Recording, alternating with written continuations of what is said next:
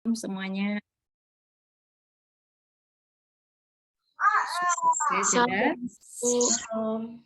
Oke. Bu. Hai, semangat semuanya ya. Harap semuanya sehat dan bersiap-siap menerima semua yang baru dari Tuhan. Selalu ada sesuatu yang baru dari Tuhan, ya. Yuk kita berdoa dulu sebelum mulai. Bapa, di dalam nama Tuhan Yesus, kami sungguh bersyukur untuk malam hari ini. Kami dipertemukan kembali dalam acara Zoom malam hari ini, Tuhan. Terima kasih kerinduan-Mu melebihi kerinduan kami, ya Tuhan. Engkau lebih rindu kepada kami semuanya. Ini anak-anak-Mu, Tuhan, umat tebusan-Mu, dan Engkau rindu berbicara kepada kami semua. Engkau rindu menyampaikan isi hati-Mu, dan Engkau juga rindu untuk memberkati anak-anak-Mu, bahkan membawa mereka semua, membawa kami semua berada di puncak, berada di tempat tertinggi, di mana Engkau sudah persiapkan buat kami, ya Tuhan. Kami tetap menjadi terang, kami memberkati orang-orang sekeliling kami, berfungsi sebagai garam, dan Tuhan, oleh karena kuasa dan otoritas yang Kau berikan kepada kami, oleh karena hadirat-Mu yang terus menyertai kami, maka kami sanggup untuk mengerjakan apa yang harus kami kerjakan. Hari ini kami mau siap-siap mendengarkan apa yang hendak Kau sampaikan, dan kami juga siap mendengar kesaksian teman-teman kami. Bapa di surga, urapi setiap kami, bersihkan hati kami, sehingga kami menjadi orang-orang yang lembut. Setiap firman-Mu kami tangkap dengan ajaib di dalam nama Yesus. Haleluya. Amin. Amin. Amin. Hari ini kita akan mendengar kesaksian dari siapa dulu? Mau Opi dulu apa mau Tria dulu? Monggo siapa aja. Tria dulu. Oke. Ya, terima kasih Mbak Ana untuk kesempatan yang udah diberi ke aku. Juga shalom Bapak Ibu semuanya ya. Salam kenal buat yang belum kenal. Aku Tria, tinggal di Jakarta. Malam ini aku mau beri kesaksian tentang penyertaan Tuhan yang sungguh sempurna dan nyata ya di aku. Jadi beberapa waktu lalu aku ini ada peristiwa sebetulnya memalukan, konyol juga, tapi di sisi lain itu menjadi berkat gitu ya. Aku tuh kena tipu. Jadi beberapa waktu lalu di siang hari itu ada telepon di telepon rumah aku. Itu aku angkat, terus yang menjawab itu suara mesin gitu, seperti suara mesin. Di situ dibilang katanya nomor telepon yang aku pakai itu sudah menunggak. Nah, dan jika ingin mengecek itu disuruh tekan angka 9. Mungkin Bapak Ibu juga udah pernah dengar ya ada penipuan seperti ini yang mengatasnamakan Telkom. Itu aku percaya itu dari Telkom. Terus aku tuh teringat kata suami waktu itu. Waktu itu pernah dapat telepon yang serupa tapi aku nggak ngecek gitu ya. Dan kata suami waktu itu coba kamu cek kalau ada telepon seperti itu tuh dicek gitu, apakah benar gitu kan. Lalu aku cek dan ada yang menjawab seperti dari operatornya gitu. Dia bilang, iya Ibu, ini dengan siapa? Sebutkan nama lengkap, aku sebutkan gitu karena aku percaya itu Telkom, aku sebutkan. Lalu dia bilang, iya Ibu di sini Ibu menunggak ya, ada tunggakan. Aku nggak merasa ada tunggakan. Lalu aku bilang, saya tidak menunggak, ini atas nama siapa, memang ini nomor teleponnya masih atas nama bapak saya. Nah, yang di nomor telepon itu memang tidak ada tunggakan, tapi terus dia bilang, ini ibu ada nomor telepon atas nama ibu di Surabaya, tapi nama ibu punya telepon di Surabaya. Aku bilang, ini aku kan di Jakarta, aku nggak pernah daftar yang di Surabaya. Tapi lalu dia bilang, iya ini ibu ada nih nama ibu terdaftar. Lalu ini pembayarannya sebetulnya sempat rutin dari Bank Permata, dia bilang di sana. Aku juga nggak pernah punya rekening Bank Permata, aku bilang gitu. Tapi ini atas nama ibu, dia sebutkan nama lengkap aku gitu. Oh ya, terus dia bilang tunggakanku sudah sebesar 2 juta sekian gitu. Lumayan banyak, jadi aku sempat kaget sih, saya nggak pernah gitu kan. Lalu dia, oh ya udah kalau gitu Bu, gimana Bu, boleh kami bantu? Dia bilang gitu. Iya boleh, kami ini ya bantu Ibu untuk lapor ke polisi. Di situ saya masih percaya aja. Lalu mereka hubungkan ke polisi di Surabaya ceritanya. Karena dia bilang gini, sempat, iya Bu, hati-hati ya Bu, sekarang nanti nama Ibu takutnya dipakai buat macam-macam, jadi Ibu lebih baik lapor ya. Nah itu dari kata-kata itu aku percaya aja. Dan waktu itu ceritanya itu mereka sudah menghubungkan aku ke polisi, lalu polisi bilang, Ibu, oke Ibu, kami bantu ya, Ibu, kami buatkan BAP gitu. Tapi sempat mikir juga, kok bisa lewat online ya. Tapi ya itu aku masih terus jalanin aja. Terus dia bilang, jangan ada orang ya di sekitar Ibu karena ini mau direkam. Aku nurut gitu kan, nurut aja. Terus dia nanya-nanya macam-macam polisinya, lalu sampai tiba dia nanya di apa nomor rekeningku lah. Dia tanya-tanya KTP, nanya-nanya nomor rekening, semuanya aku kasih juga. Terus nanya data-data KTP juga aku kasih gitu kan, karena aku di situ masih percaya itu polisi. Lalu terus dia ini bilang bahwa namaku tuh dipakai, pokoknya nggak tahu gimana mereka ceritanya memberitahu aku bahwa aku itu partnernya seorang, pokoknya ada seseorang yang sudah ditangkap, tersangka yang narkoba gitu-gitu deh. Jadi nama ibu ini nih katanya ibu sekongkolan lah sama dia gitu. Aku makin bingung sih sebetulnya, kok bisa kayak gini. Terus akhirnya dia singkat cerita, pokoknya dia menghubungkan ke jaksa untuk supaya namaku dipulihkan. Artinya aku tidak terhubung dengan mereka gitu kan. Nah lalu ya itu sih sebetulnya ini udah mulai aneh. Saya juga udah mulai doa-doa gitu dan itu tiba-tiba juga suamiku datang gitu kan. Suamiku tadinya tidur siang gitu kan, tapi dia bingung nih istrinya ngomong sama siapa dan lama itu udah 1 jam ya kurang lebih. Terus suamiku tuh dengerin di sebelahku, tapi aku tuh kayak kamu jangan bersuara kan ini nggak boleh ada orang sekitar sini. Tapi aku dengan tulisan gitu kan, aku bawa kertas. Lalu udah gitu si jaksa ini bilang, Ibu kerjasama ya, dia bilang gitu kan, kalau Ibu mau selamat itu ngebentak-ngebentak kayak mau kayak mengintimidasi. Di situ aku doa-doa kan, doa-doa terus ya Ibu tolong ya kerjasama ini kami mau buat penyelidikan, Ibu harap mentransfer uang semuanya, dia bilang gitu kan. Mentransfer uang sama Ibu untuk ini untuk penyelidikan intinya gitu. Terus nanti akan dikembalikan dalam 30 menit. Di situ aku udah mikir, ngapain hubungannya apa penyelidikan dengan harus transfer uang? Gitu. Dari situ aku udah mikir, aku dermimil ya, aku ngomong Tuhan proteksi sempurna dalam nama Tuhan Yesus gitu sambil berbisik. Nah, si jaksa itu nanya, Ibu bicara sama siapa? Dia bilang gitu kan. Saya berdoa, aku bilang gitu kan. Langsung dia terdiam gitu kan. Terus abis itu, ayo dia gertak aku. Ayo segera Ibu. Oh, terus tapi aku ini, terus suamiku juga, dia aku tuh kayak disuruh ngomong darah Yesus gitu kan. Artinya itu kayaknya suami tahu, wah ini ditipu nih si Tria nih. Gitu. Udah aku nurut kan, aku juga doa-doa darah Yesus, darah Yesus. Akhirnya aku bilang, maaf Ibu, dengan segala hormat saya tidak bisa mentransfer uang saya, aku bilang gitu kan. Langsung dia kayaknya marah, itu dia tutup. Dari situ aku baru sadar, ya ampun Tria, itu tuh ditipu.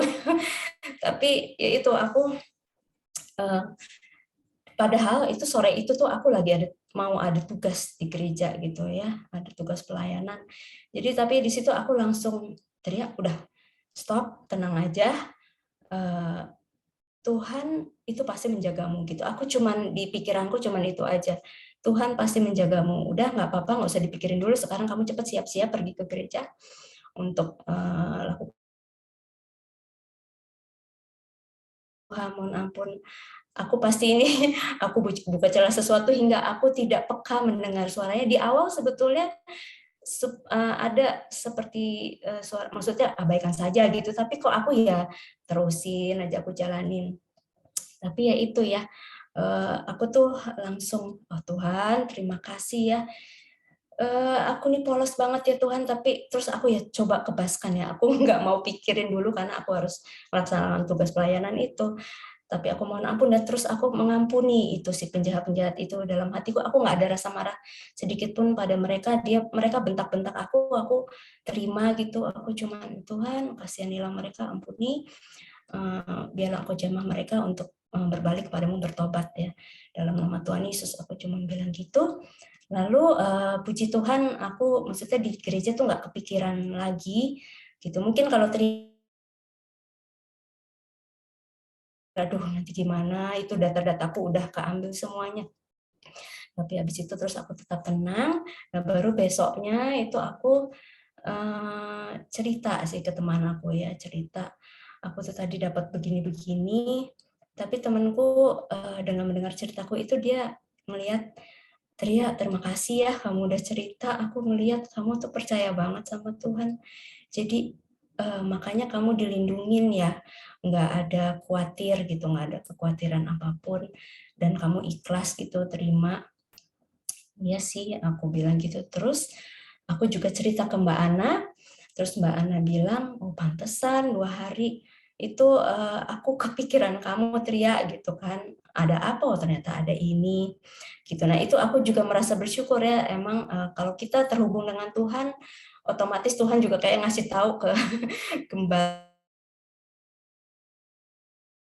sesuatu, dan Mbak Ana pasti mungkin juga doakan aku ya di situ, makanya aku juga terlindungi nggak sampai kebobolan gitu. Terus Mbak Ana sarankan Tria coba ke bank diurus untuk jaga-jaga aja, diblokir apa gimana. Aku nurut, aku langsung ke bank pada hari itu, urusin semuanya, ada 3 nomor rekening yang udah aku ini kan kasih nomor rekeningnya. Dan memang ada 1 nomor rekening yang aku tuh udah lama banget itu aku nggak ngurus.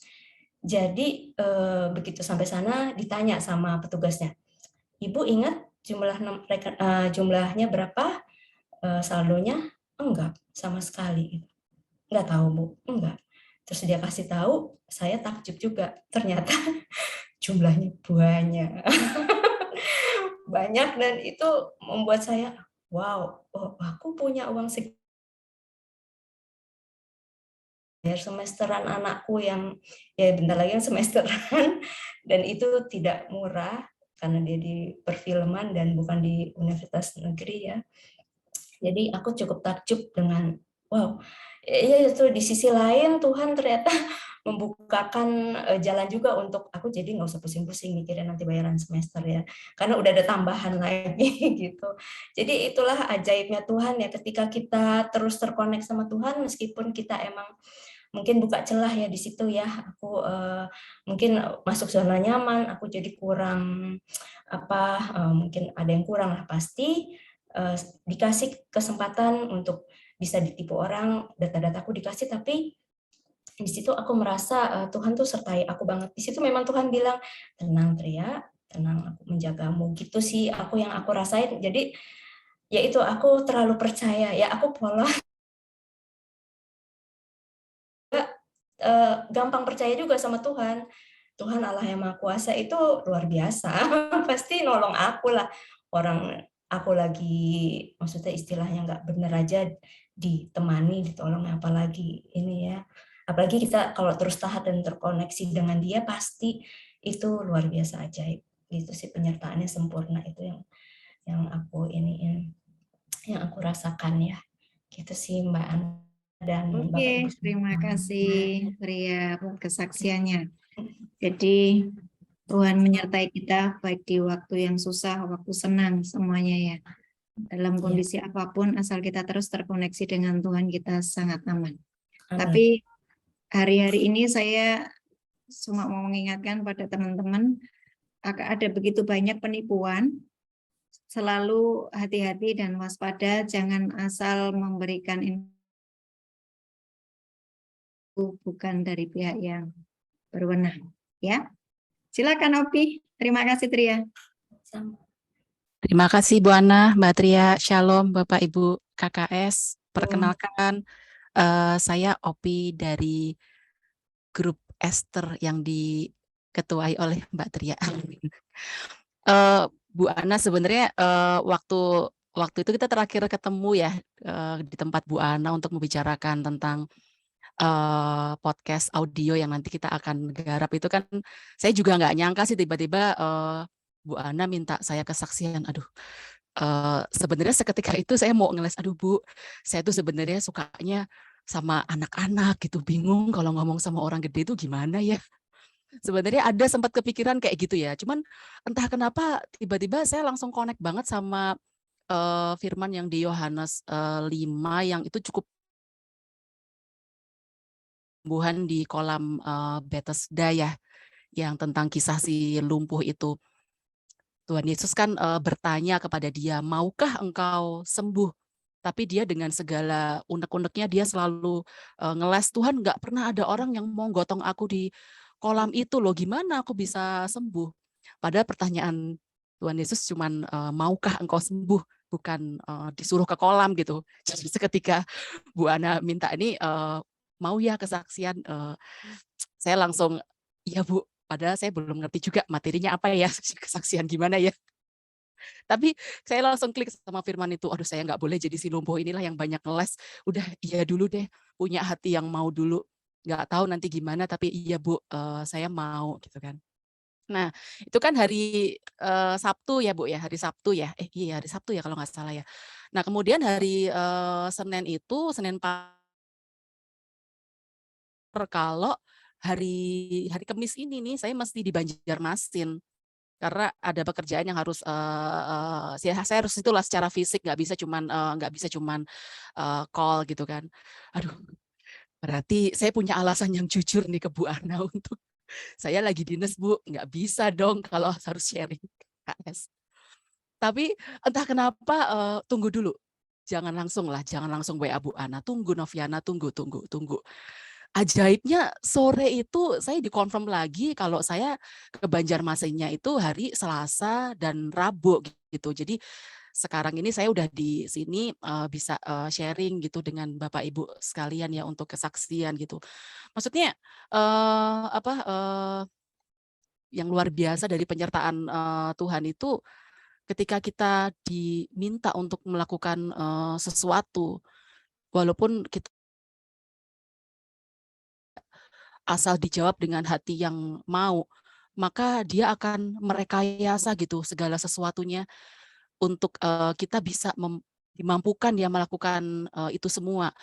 Dan bonusnya mujizat ya, mujizat yang saya alami itu gini, sebenarnya saya lagi dalam keadaan berpairing dengan orang yang cukup sulit diajak bicara gitu ya. Tapi entah kenapa dengan momen saya mengerti firman ini itu kok orang-orang bilang dia sulit dan sebelumnya juga saya merasa sulit untuk bicara dengan orang itu. Kok jadi mudah banget ya?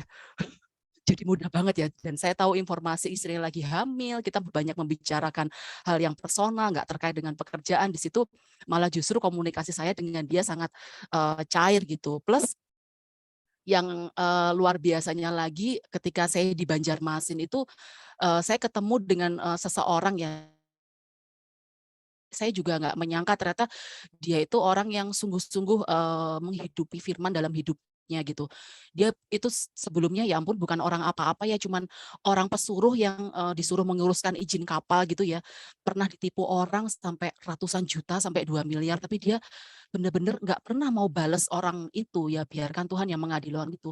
Dan sekarang rezeki itu betapa dicukupkannya Tuhan untuk Bapak itu tadi ya, sampai akhirnya sekarang sudah punya kapal yang mengangkut batu bara. Jadi saya merasakan kebaikan Tuhan yang luar biasa dengan momen Bu Ana meminta saya untuk bercerita ini, dan apa yang saya alamin dalam beberapa hari yang lalu tuh benar-benar membukakan saya bahwa esensi dari mukjizat itu adalah memiliki hati yang mau gitu ya, mau mendengarkan apa yang diminta itu ya, mau mendengarkan dan mau mengerjakan apa yang diminta oleh Tuhan, maka segalanya akan dicukupkan dan dibuat sedemikian rupa sehingga kita mampu gitu untuk menjawab setiap panggilannya.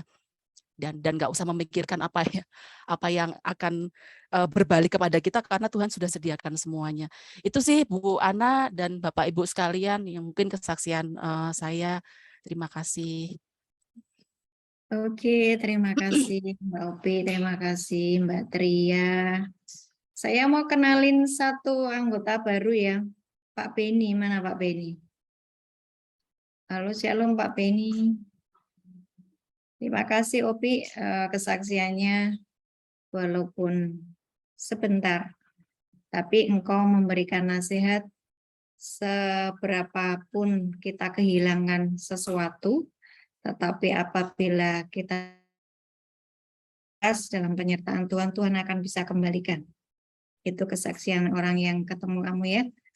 Terus sebetulnya ada begitu banyak terobosan di dalam dirimu loh. Ya kan? Ada begitu banyak terobosan terjadi di dalam dirimu, Opi. Saya tahu itu. Ya. Amin, Bu. Engkau sungkan memberitahukannya. Betul apa betul? Betul sekali, Bu. Betul sekali. Iya. Ada Pak Beni. Coba di open cam ya Pak Beni. Kalau tidak ada, kalau enggak bisa open cam ya sudah. Oke, hari ini ada Bu Wahyu mau kesaksian. Bu Wahyu jadi kesaksian.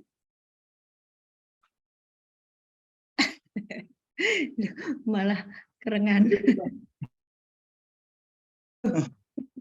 Belum lagi. Belum terus ya. Oke, saya tunggu sampai sudah ya. Ayo persiapan. Mau kesaksian nggak? Ditunggu sama teman-teman nih. Nanti lain kali, Bu. Oh, nanti lain kali. Baiklah. Minggu depan, siapa yang mau kesaksian boleh. Minggu depan, Bu, minggu depan. Ya. Minggu depan siap, Bu Ana. Ya, minggu depan siap. Siapa lagi besok minggu depan yang akan sharing firman atau mau kesaksian, saya persilahkan ya, karena semua harus berani berbicara karena kita akan menjadi pengajar-pengajar baik buat banyak orang. Ya, ruang Zoom ini adalah dipersiapkan untuk kita berani berbicara kepada banyak orang. Nanti Booming juga akan ngajari banyak orang, semua yang ikut Zoom. Malaysia, kamu akan bicara dengan banyak orang, ya. Jadi kenapa saya beri ruang untuk kesaksian dan sharing firman? Bukan saya terus yang menyampaikan, karena saya sedang melatih semuanya menjadi pemimpin, menjadi pengaruh, menjadi terang, mengajar. Jadi tidak hanya mendengar firman pengajaran aja, tetapi sudah mulai mengajar. Ya, dan itu harus bisa. Terutama teman-teman yang Katolik ya.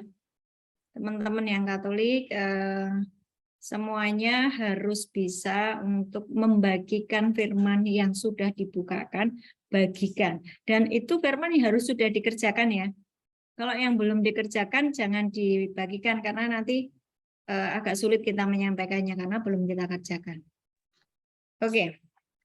Hari ini judulnya calling ya.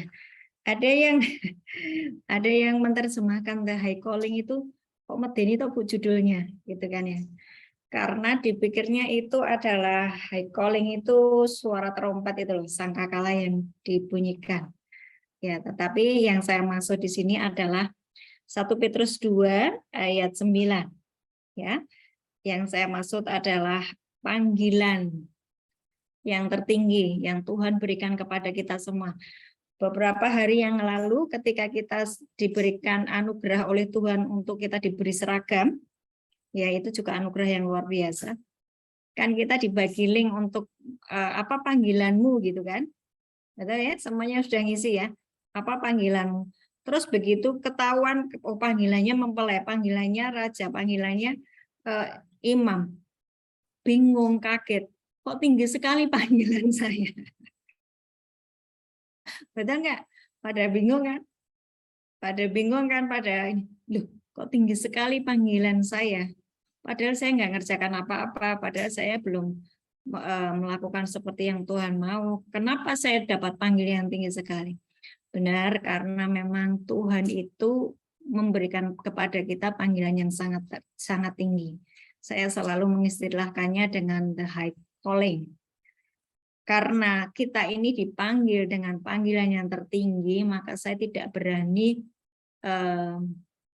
asal-asalan dengan hidup saya. Dan itu saya harap juga Bapak Ibu semuanya memiliki prinsip seperti itu ya. Jangan asal-asalan dengan hidup kita karena kita ini sudah dipanggil dengan panggilan yang tertinggi.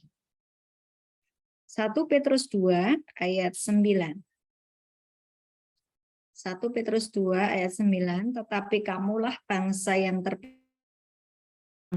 terpilih ya. Kamulah, berarti kita semuanya adalah bangsa yang terpilih. Imamat yang rajani. Ya. Bangsa yang kudus, umat kepunyaan Allah sendiri. Supaya kamu memberitahukan perbuatan-perbuatan yang besar dari Dia yang telah memanggil kamu keluar dari kegelapan kepada terangnya yang ajaib. Jadi dari 1 Petrus 2 ayat 9 ini, kita ini mendapatkan panggilan tertinggi. Ini berlaku bagi semua orang yang percaya. Siapapun kita, apapun background kita, apapun masa lalu kita, Tuhan nggak lihat. Yang Tuhan lakukan adalah lebih besar daripada masa lalu. Darah Yesus itu sudah menghapus setiap dosa perbuatan kita. Ya kan? Semua dosa pelanggaran kita ini asal kita akui, Tuhan aku mengakui. Nah, kita sekarang sebetulnya menjadi instrumennya Tuhan. Menjadi alatnya Tuhan. Nah, banyak orang tidak mengerti panggilannya ini sehingga hidupnya semaunya sendiri. Akibatnya dia menjadi alatnya iblis. Ya, tanpa dia sadari dia membiarkan hidupnya dipakai sebagai iblis, ditunggangi oleh iblis. Nah, saya mau hari-hari ini kita benar-benar mengerti ya tentang hal ini. Terus ada 6 panggilan kemarin sudah dibaca semua. Sudah dipelajari semua? Saya akan bahas 2 ya, tentang pilar dan tentang pilar dan imam. Jadi ada 6 panggilan. 6 panggilan itu apa saja? Ada yang panggilannya raja, ada yang panggilannya imam, mempelai, tentara, pilar, dan pekerja. Betul ya? Yang kemarin belum sempat membaca, ikuti saja dulu. Bahwa kita ini memiliki panggilan yang sangat tinggi sebagai raja, sebagai imam, mempelai, tentara, pilar, pekerja. Apa bedanya dengan jati diri? Kalau jati diri ya jati dirimu ya memang seperti itu. Jati diri saya, jati diri Bapak Ibu, semuanya ini adalah apa? Anak Allah, sahabat Allah, kemudian mempelai Kristus dan bait Allah. Itu jati diri. Ya keberadaanmu itu seperti itu. Nah, keberadaanmu yang seperti itu, jati dirimu seperti itu engkau dipanggil sebagai raja, sebagai imam, sebagai mempelai, tentara, pilar, pekerja. Panggilan, jadi sesuatu yang harus kau kerjakan. Tapi jati dirimu sudah 4 itu. Sampai di sini paham ya? Seburuk-buruknya saya ini, jati diri saya adalah anak Allah. Mengerti ya? Sejahat-jahatnya saya ini sebetulnya sahabat Tuhan. Bukan sahabatnya si iblis, karena saya tidak bermusuhan dengan Allah, saya sahabat Allah. Sejelek-jeleknya ini saya ini sebetulnya bait Allah. Ya, itu jati diri. Nah, saya sebagai anak Allah, sebagai sahabat Allah, sebagai mempelai Kristus, sebagai bait Allah, itu enggak diem-diem aja, tapi mengerjakan sesuatu. Engkau sebagai raja, sebagai imam, sebagai mempelai, sebagai tentara, pilar, pekerja. Sampai di sini paham? Nah, pilar ini yang mau saya bahas ya, pilar dengan imam nanti kalau waktunya cukup ya. Pilar dan imam ini yang akan saya bahas karena pilar ini Julius ikuti ya. Nanti kamu bisa menambahkan karena panggilanmu pilar. Sejak dia mengerti panggilannya sebagai pilar, dia lebih bersungguh-sungguh. Ada perubahan dalam hidupnya. Pilar itu gini, satu apa ya, tiang yang menyangga satu bangunan, ya, sebuah rumah yang bagus itu dia memiliki yang namanya penyangga yang kuat, fondasi bangunan. Pilar itu dia ditancapkan sampai dalam, ya. Orang yang panggilannya sebagai pilar itu memang dia tidak kelihatan. Dia tuh kayaknya orangnya dingin, nggak lihat kiri kanan, cuek, tapi dia mengerjakan di hadapan Tuhan. Karena dia terus berada di ruang tahta. Dia nggak terpengaruh kiri kanan, mau kiri kanan seperti apa, dia tetap fokus kepada apa yang Tuhan mau. Nah, pilar ini dia semakin dipukul ke dalam supaya apa? Dia makin dalam, makin kokoh gitu loh. Ada banyak orang-orang yang panggilannya pilar. Ada begitu banyak penderitaan yang dia alami. Ya. Ada begitu banyak yang namanya pukulan yang dia alami. Tapi dia tetap berdiri kokoh dan tekun. Nah, saya bacakan ya pilar, kalau kemarin mungkin karena buru-buru ya, nggak sempat membaca. Pilar itu apa sih? Pilar itu soko guru. Kalau di dalam kitab Wahyu, saya kasih lihat di Wahyu ya. Di Wahyu 3 ayat 10 sampai 10 dan 12. Saya bacakan ya, Wahyu 3 ayat 10. Karena engkau menuruti firman-Ku untuk tekun menantikan Aku, maka Aku pun melindungi engkau dari hari pencobaan yang akan datang atas seluruh dunia untuk mencobai mereka yang diam di bumi. 12. Barang siapa menang, ia akan kujadikan soko guru. Soko guru itu pilar ya. Barang siapa menang, ia akan kujadikan soko guru di dalam bait suci Allahku, dan ia tidak akan keluar lagi dari situ, dan padanya akan kutuliskan nama Allahku, nama kota Allahku, yaitu Yerusalem baru, yang turun dari surga dari Allahku, dan namaku yang baru. Jadi orang-orang yang panggilannya pilar itu bawaannya tenang, kalem, karena dia sudah ada di ruang tahta. Walaupun dia tinggal di dunia ini, tetapi rohnya itu selalu berhubungan dengan Bapa di surga. Bisa ditangkap nggak? Saya dulu juga tidak paham ini, tetapi saya menginginkan ini. Saya dulu nggak paham. Ini maksudnya pieta Tuhan. Orangnya masih di dunia, tapi dia rohnya di ruang tahta, tinggal bersamamu. Kok bisa? Tapi saya juga mau Tuhan, aku nggak mau keluar-keluar dari ruang tahtamu. Aku mau terus bersama-sama dengan Engkau. Saya itu cuma ngomong sederhana seperti itu. Ya, saya cuma gremeng gitu. Tuhan, aku yang mau Tuhan. Karena sesungguhnya kehidupan di dunia itu tidak ada yang enak. Ya, yang enak itu hanya tinggal di dalam ruangmu bersama-sama dengan Engkau, menikmati firman-Mu. Nah, bagi saya itu yang paling enak gitu. Nah, waktu saya ngomong seperti itu, saya dibawa ke situ. Orang-orang yang sudah di situ, ini keren. Kerennya apa? Karena dia memiliki akses dengan ruang tahta, yang selalu saya bilang. Punya akses dengan ruang tahta. Doanya tajam, apapun yang dia ucapkan terjadi. Dan dia mendapatkan banyak favor. Apa? Perkenanan. Segala sesuatu menjadi mudah gitu. Nah, pilar ini ya, ciri-cirinya bisa dipercaya. Orangnya bisa dipercaya, selalu tekun, setia, melakukan apa yang disukai oleh Tuhan, yang disukai tuannya. Tidak sibuk nengok kanan kiri.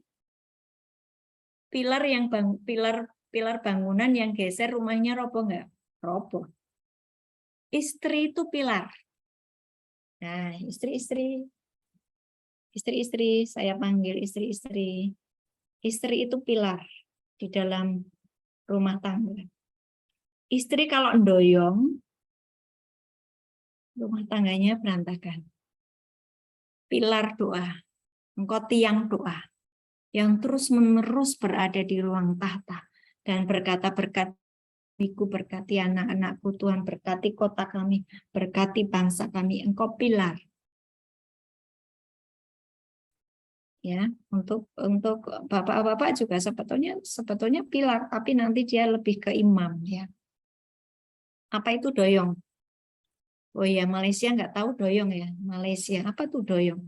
Doyong tuh miring gini loh. Pilar itu kan jejek gini ya, jejek nggak tahu juga. Tegak. Pilar itu tegak. Kalau doyong itu miring gini loh. Kalau miring kan bangunannya ambruk toh. Nah, itu. Ya. Pilar yang geser bangunannya pasti runtuh. Tuhan memanggil kita sebagai pilar, tapi banyak orang yang tidak mengerti panggilan tersebut, sangat sibuk dengan pekerjaannya yang menumpuk. Betul apa betul? Kerjaanku banyak, nggak sempat doain. Padahal engkau pilar. Ya. Yang selanjutnya, ciri-ciri pilar itu solid dan kokoh. Setia menanggung beban dengan doa dan iman. Setia. Kokoh. Dia tahan menanggung beban.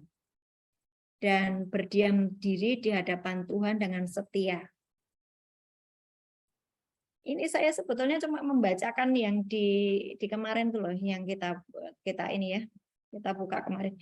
Ketika sebuah pilar ditancapkan, disesuaikan dengan berat beban yang harus dipikul. Jadi semua kita ini punya beban yang sudah disesuaikan dengan kemampuan kita. Tuhan tidak pernah memberikan kepada kita pencobaan atau ujian lebih daripada kekuatan kita. Semuanya sudah ditakar sesuai dengan kekuatan kita. Tinggal kita ini jalan sama Tuhan apa sendirian. Kalau engkau nggak kuat, goyong. Tetapi ketika engkau bersama dengan Tuhan tetap berdiri tegak. Ya. Nah, pilar tuh harus ditancapkan ke dalam. Ada anak-anak Tuhan yang tidak tahan ditancapkan. Diproses itu nggak tahan. Ada anak-anak Tuhan yang diproses, ditekan, ya, harga dirinya diinjak-injak, mudah tersinggung, mudah sensi, baper, kayak gitu. Berarti dia nggak tahan, ditekan. Jadi sekali lagi bahwa Tuhan juga berkata, rumah itu dibangun di atas pondasi batu karang yang teguh, bukan di atas pasir. Ya, kalau bangunan dibangun di atas pasir, kena badai sebentar itu sudah langsung rumahnya berantakan. Engkau harus menaruh rumah adalah batu karang yang teguh dan pilar yang ditancapkan sampai dalam. Supaya apa? Nanti begitu bangunannya sudah berdiri tegak, enggak ambruk. Pelayanan kita semakin besar, semakin diperluas, pilarnya semakin harus kuat. Ketekunan di dalam doa, ketekunan di dalam iman, ya, merenungkan firman Tuhan, mengucapkan firman Tuhan, itu harus semakin kuat. Supaya apa? Ketika itu bangunannya akan diperbesar menjadi semakin indah. Dia tetap indah, tidak ambruk. Kenapa ada banyak orang yang sudah dibawa ke pelayanan yang lebih tinggi, yang lebih hebat, atau mungkin Bapak Ibu memiliki makin besar, makin tinggi, makin engkau mendapatkan promosi. Engkau nggak punya pilar doa yang kuat. Dalam hitungan detik. Bisa tiba-tiba ada orang memfitnahmu, bisa tiba-tiba ada orang yang menghancurkan karir itu. Gitu ya. Jadi pilar itu sangat penting di dalam kehidupan kita, baik itu perkeluarga maupun untuk pelayanan. Orang-orang yang punya panggilan pilar atau soko guru akan mengalami banyak tekanan dan ujian demi ujian. Untuk apa? Untuk hidupnya dimurnikan, hatinya dimurnikan, dan kesetiaannya diuji. Pilar itu tidak hanya orang-orang yang punya aku nggak punya panggilan pilar. Semua orang harusnya memiliki panggilan pilar. Kalau saya tadi ngomong istri-istri engkau pilar, sebetulnya bapak-bapak juga pilar harusnya. Ya. Semakin pilarnya kuat suami istri, semakin keren itu keluarganya. Nah, pilar ini tidak menerima pujian. Bangunan yang tampak indah itu akan menerima lebih banyak pujian. Pilar cenderung dingin dan membisu.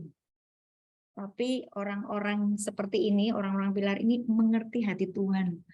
Tuhan cuma menginginkan apa gitu, dia udah paham. Oh, ini saya harus begini, saya harus begini. Ini keren loh ya. Ini keren. Saya melatih diri saya untuk sampai ke level itu. Dan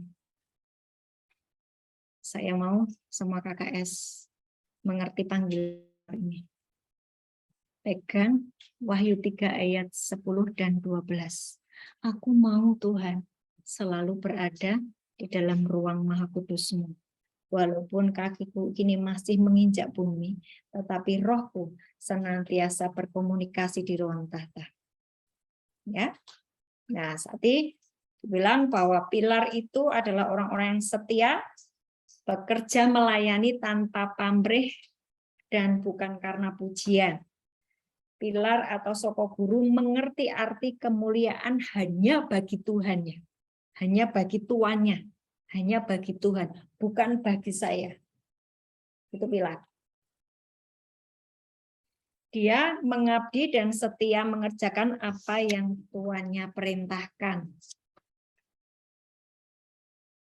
Pilar ini adalah orang-orang yang begitu besar di hadapan Tuhan, menjadi bagian dari Tuhan yang melemparkan mahkotanya di hadapan tahta Allah.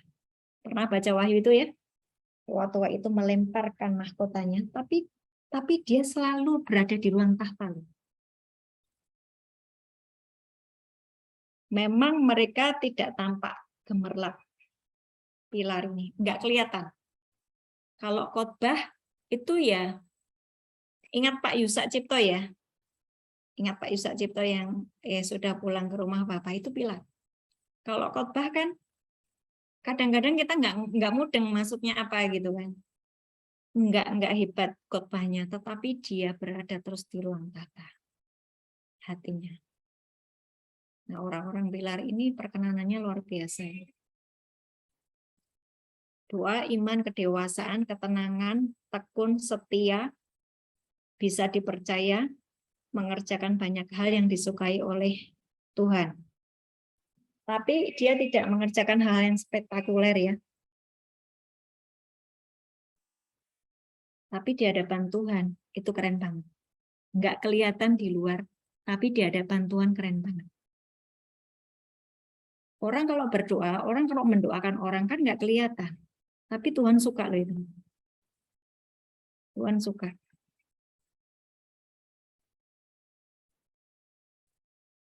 Sampai di sini sudah paham ya pilar ya? Ada yang mau tanya? Atau ada yang mau menambahkan? Ini sebetulnya saya itu dapat apa ya? Judulnya Zoom hari ini tuh tadi siang. Karena kemarin ada yang merespon, wow, kok panggilan saya tinggi sekali, padahal saya tidak mengerjakan apa-apa. Nah, terus Tuhan itu ngomong gini loh, lah memang kamu itu berharga, kamu tuh saya panggil aku, kamu tuh tak panggil sebagai orang-orang yang penting buat kerajaan surga. Tapi banyak orang itu banyak orang itu tidak mengerti panggilannya. Tidak mengerti panggilannya. Sehingga mereka asal-asalan hidupnya. Sampai di sini paham ya, Pilar ya? Ya, ini istilah aja ya, istilah. Kita memang sudah mengerjakannya setiap hari, tetapi istilahnya bahwa orang-orang yang terus tekun menjaga hidupnya di ruang tahta, itu istilahnya pilar. Ya, yang kedua yuk. Sekarang saya cuma membahas yang penting-penting aja, yang lainnya adalah kalau tentara itu maksudnya apa? Ya, kau menolong orang-orang yang terjerat dengan ikatan dosa itu, terus merampas mereka dari belenggu iblis. Engkau merampas perang, dia itu kerjanya memang perang kalau tentara. Semua orang panggilannya, semua orang harus bisa mengerjakan panggilan sebagai tentara. Kalau orang tidak bisa berperang, engkau habis oleh iblis. Bu, di Katolik itu saya tidak diajari perang, Bu. Kok kenapa Ibu ngajari perang? Itu firman. Firman ya, Markus 16 ayat 16 sampai 20. Engkau diberi kuasa otoritas untuk mengusir setan-setan, untuk menghancurkan pekerjaan kuasa kegelapan. Itu firman dan itu harus dikerjakan. Kalau kita ini kaki kita tidak untuk menginjak iblis, engkau akan dicaplok sama iblis. Hidupmu akan diperbudak oleh kuasa kegelapan. Jadi memang kita harus berperang. Maka panggilan tentara itu juga harus ada di dalam diri kita. Ini buat teman-teman yang sudah paham, ya sorry ya, saya harus mengulang untuk teman-teman yang belum paham. Karena ini pelajaran juga sebetulnya saya sudah dapatkan dulu sekali waktu saya mulai belajar sekolah Alkitab ya. Pelajaran-pelajaran ini adalah pelajaran yang sangat penting. Kemudian sekarang saya mau bahas imam. Seorang imam adalah seorang yang penuh kemurahan hati. Karena dia sadar bahwa hidupnya itu di dalam kemurahan Tuhan dan anugerah Tuhan. Itu imam.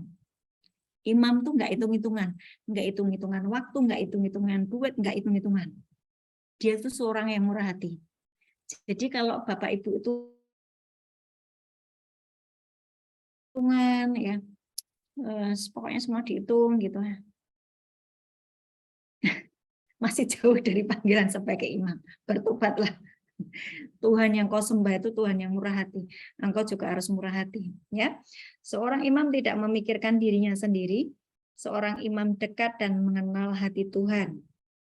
Mengerti arti belas kasihan. Tidak rela membiarkan anak-anak Tuhan dicaplok oleh iblis atau tinggal di dalam dosa. Itu imam. Makanya saya kan sering ngamuk sama teman-teman kalau kenapa sih kau terus-menerus jatuh di dalam ikatan dosa, ya saya rasanya tuh aduh gemes gitu. Nah terus saya kasih tahu ini nggak boleh seperti ini karena ini efeknya.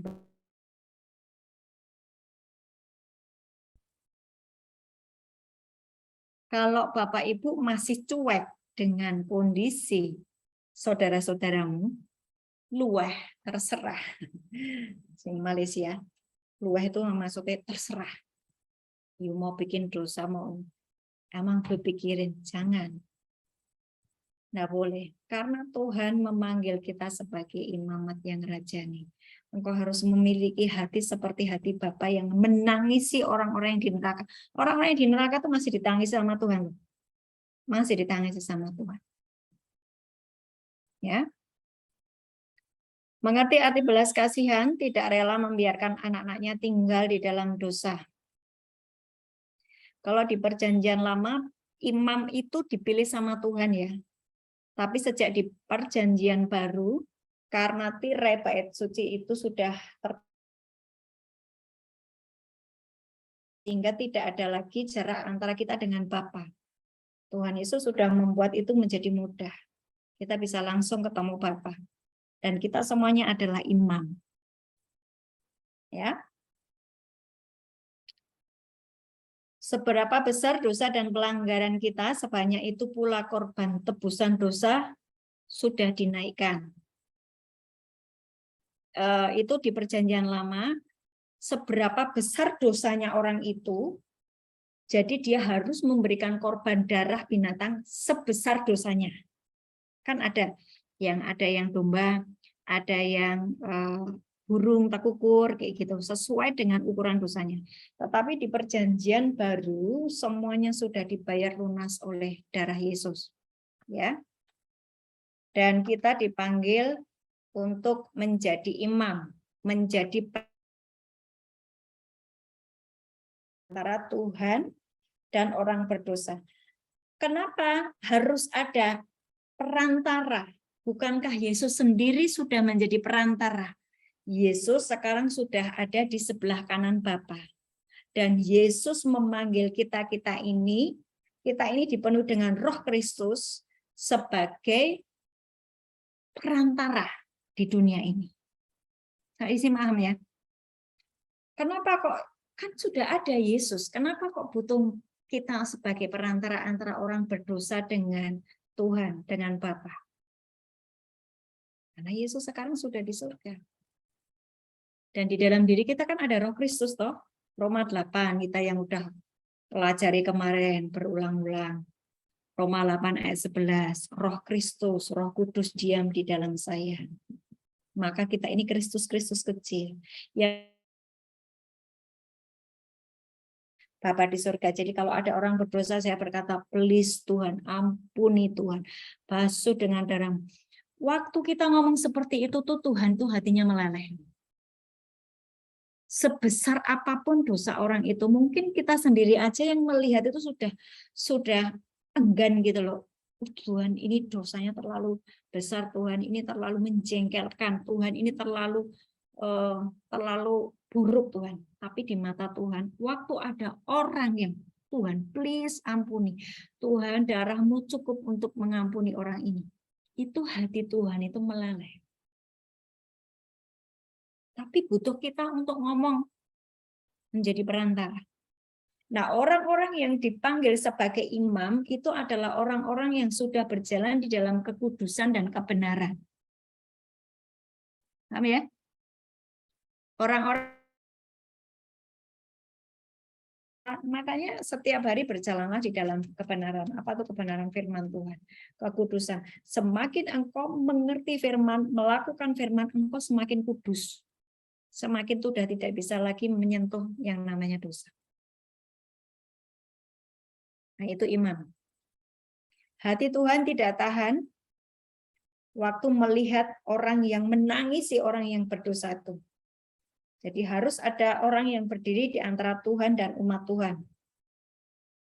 Umat Tuhan yang keluar dari track tersebut ya. Harus ada orang-orang yang menaikkan doa agar manusia diselamatkan, agar satu pulau diselamatkan, agar bangsanya diselamatkan. Nah, itu panggilan kita. Panggilan saya, panggilan Bapak Ibu semuanya. Jangan ada yang santai-santai. Sampai di sini aja yang bisa saya sampaikan. Saya harap semuanya paham. Nanti kalau kurang paham, buka sendiri di kemarin loh, apa panggilan saya. Itu kan ada imam, ada mempelai, ada raja. Raja itu dia bertanggung jawab atas banyak hal ya. Memberi makan. Tidak hanya santai-santai, tidak mengerjakan bagiannya. Tapi saya hanya membahas tentang imam dan pilar, karena itu buat saya itu yang kalau sudah panggilanmu sudah itu tuh sudah lengkap sebetulnya. Engkau juga pasti sudah bisa berperang. Seorang imam tidak bisa perang berarti hidupnya dikuasai oleh iblis. Betul nggak? Berarti kan imam itu juga seorang tentara. Saya ngelihat wajah-wajah yang mungkin bingung. Nah, bingungnya mari kita bertanya. Silahkan kalau ada yang bertanya. Ada yang mau bertanya? Silakan.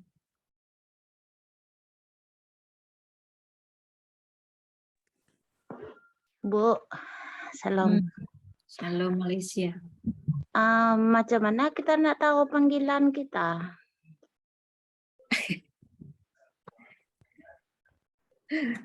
Pertanyaannya gimana? Macam mana kita tahu panggilan kita? Bagaimana kita tahu panggilan kita? Gimana kita mau tahu apa panggilan kita?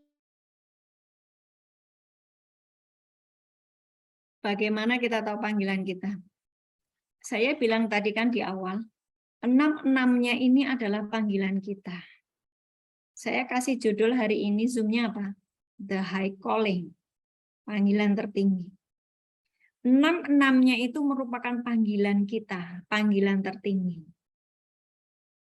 Engkau itu imamat yang rajani, imamat yang rajani. Seorang raja itu pasti dia bisa berperang. Seorang imam itu pasti bisa berperang, dia juga seorang tentara. Raja itu ya, raja dia berada di tahta berarti dia akan mempelai. Nah, dia juga pekerja. Nah, pusing palanya. Siapa yang bisa? Mungkin saya Bu Ana, Ya, silakan. dari Ibu apa tadi? Ibu Nisi.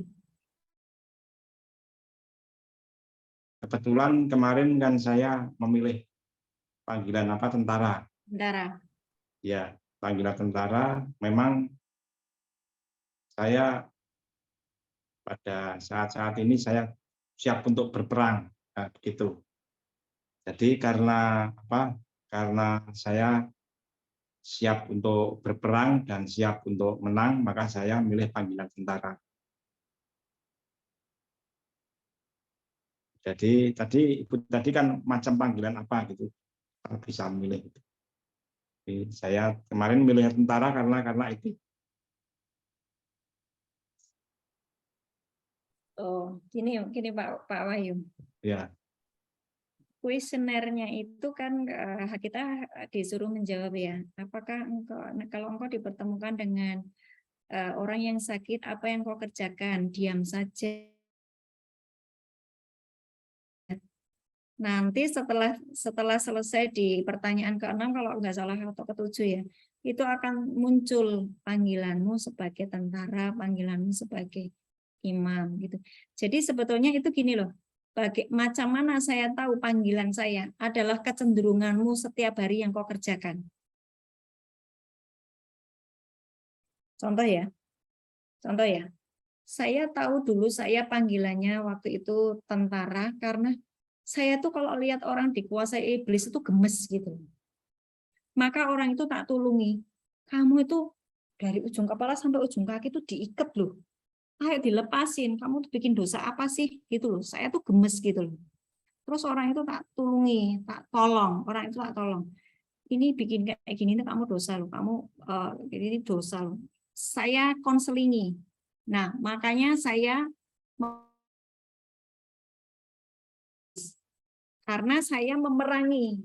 Nah, itu karena saya suka seperti itu, waktu itu panggilan saya awalnya saya melayani itu adalah peperangan. Maka panggilan saya tentara waktu itu. Tetapi dengan berjalannya waktu, karena saya terus intim dengan Tuhan, baca firman, hobinya baca firman, baca buku-buku rohani, menyembah, itu makin dalam hubungan saya dengan Tuhan makin dalam. Orang yang benar-benar dia sudah dirampas sama iblis, ya. Itu waktu saya berdoa, aku rampas tubuh, jiwa dan rohnya, karena saya tahu firman. Benar-benar malaikat itu merampas jiwa itu, orang itu, sehingga dia tidak dibuang ke neraka gitu loh. Dan tiba-tiba ada malaikat gitu loh. Nah, itu panggilan saya naik jadi imam. Paham ya sampai di sini? Jadi makin kita kenal Tuhan, makin kita mengerti firman, keenam-enamnya itu ada di dalam diri kita.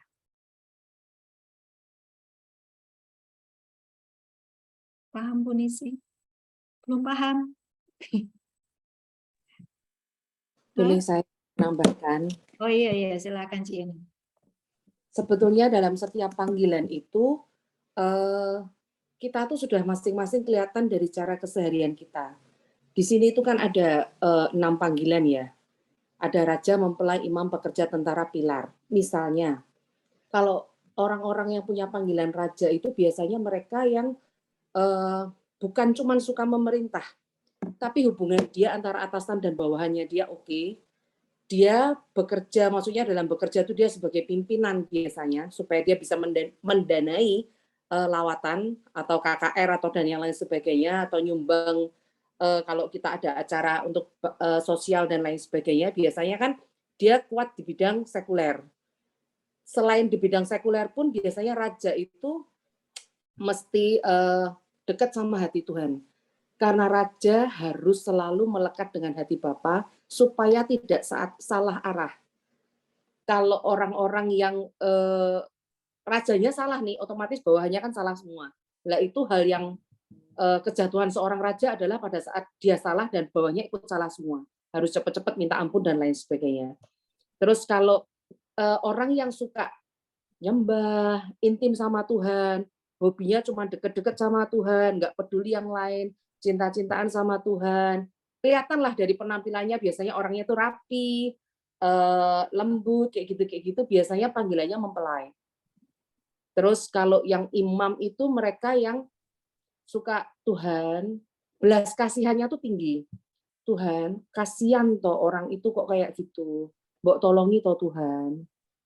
Tuhan, itu sakit Tuhan, kasihan Tuhan. Biasanya yang selalu meminta belas kasihan Bapa, minta pendamaian ke Bapa untuk orang lain.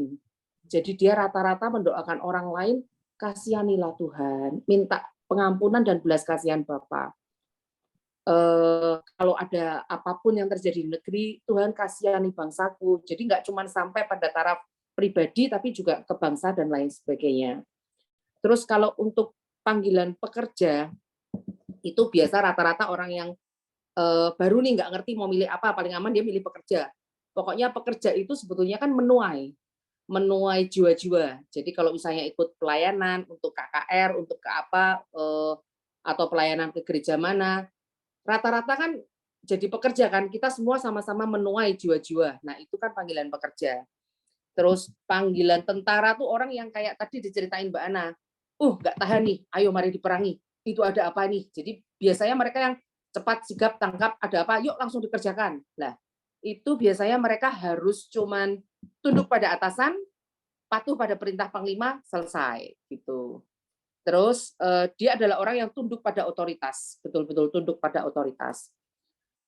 Lalu untuk panggilan pilar, biasanya orang yang sukanya diam, baca Alkitab, merenungkan firman Tuhan, mau ada apa-apa banyak dicurhati orang dan jawabannya cuman oh iya, dan lalu mendoakan. Jadi dia tidak banyak bicara, nggak banyak khotbah, karena rata-rata biasanya orang-orang pilar ini memang sebetulnya nggak pinter khotbah kalau nggak dilatih. Terus biasanya dia tuh banyak mendoakan orang, pendoa syafaat. Jadi orang-orang yang banyak ada di rumah doa untuk mendoakan siapa dan di rumah doa, baca Alkitab sehari-harinya seperti itu, biasanya panggilannya pilar. Itu yang bisa saya tambahkan sedikit kalau mungkin lebih diperjelas. Terima kasih. Iya, itu sebetulnya jelas sekali ya, sudah jelas sekali. Dan semua enam-enamnya harus ada di kita. Harus ada, cuma nanti ada satu yang menonjol gitu loh. Ada satu yang menonjol. Enam-enamnya harus kita punya, tapi ada satu yang menonjol di dalam diri kita. Bu Ana yang menonjol apa? Nah, kalau saya sekarang hari ini yang menonjol adalah imam, panggilan sebagai imam. Begitu ada orang yang mau meninggal itu saya langsung kejar. Saya pastikan bahwa orang ini sudah beres di hadapan Tuhan, saya tangisi, walaupun itu Buddha. walaupun itu Buddha, walaupun itu dia mempunyai kuasa terikat dengan kuasa kegelapan, saya tahu firman, saya berhak untuk merampas, karena saya tahu firman bahwa satu orang keluarga, satu orang diselamatkan, seluruh keluarga diselamatkan, saya bisa merampas itu, gitu, karena ada dasar firmannya, kayak gitu. Jadi semuanya itu kalau kita nggak tahu firman, nggak bisa mengerjakan 6 panggilan itu. Semuanya harus kembali ke firman. Ayo silakan bertanya. Sepertinya ini hal yang baru, banyak yang belum paham. Betul ya? Saya melihat ada wajah-wajah yang cenut-cenut gitu. Iya, Pak Amner, silakan. Ya, saya juga waktu ngisi kuesioner tuh, sebenarnya saya juga nggak berdoa ya, karena saya kira itu asal ngisi kuesioner aja gitu ya. Barangkali yang lainnya juga begitu ya, banyak sekali yang begitu. Jadi saya mengisi dan isinya tuh saya mengisi kira-kira yang sesuai dengan apa yang saya bisa perbuat seperti itu. Kayak ngisi lagu ini, lagu apa yang kamu senangi ya, saya yang saya senangi lagu itu yang saya jawab. Tapi tiba-tiba muncul panggilan saya raja. Apakah itu memang sudah perancangan Tuhan untuk saya sebagai raja atau bagaimana? Tapi saya juga setuju dengan Bu Ana. Saya rindu untuk yang lainnya, 6 itu panggilan itu ada dalam diri saya. Nah, barangkali memang yang menonjol di mana, tapi saya juga sebenarnya yang menonjol juga menurut saya juga raja ya, karena saya ingin diberkati dan bisa menjadi berkat bagi orang lain. Jadi yang saya tanya, apakah ini memang kebanyakannya, pasti tidak hanya saya aja, rekan-rekan teman-teman yang KKS pasti juga asal ngisi karena kayak kuesioner secara sekuler kan gitu kan. Nah, saya pun ngisi juga nggak berdoa, nggak minta tuntunan Roh Kudus itu, tapi ternyata memang panggilan saya ternyata raja. Itu bagaimana, Bu? Saya itu tadi nyoba ngawur ya. Saya coba ngasal. Pemedes gitu, saya ngawur. Tetap ada panggilannya. Terus Tuhan, ini valid apa enggak sih? Tuhan itu cuma ngomong gini, the high calling. Aku memanggil kalian dengan panggilan 6-6-nya ini. Dan ini adalah panggilan tinggi yang dikerjakan, yang yang kerajaan surga panggil atas kita. Nah sekarang kalau memang Pak Abner itu memang sukanya itu ngatur-ngatur, terus membagi distribusi, terus ya kayak yang disampaikan Ci Yeni tadi loh. Engkau memiliki kemampuan untuk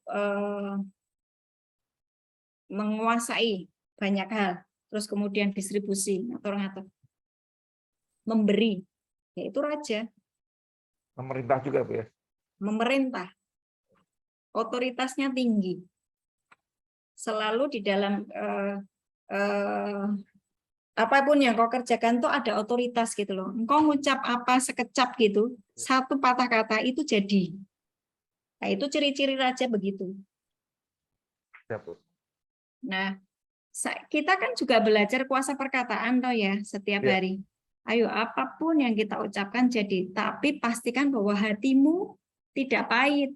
Kalau hati kita pahit, apa yang kita keluarkan adalah hal yang pahit. Itu kutuk.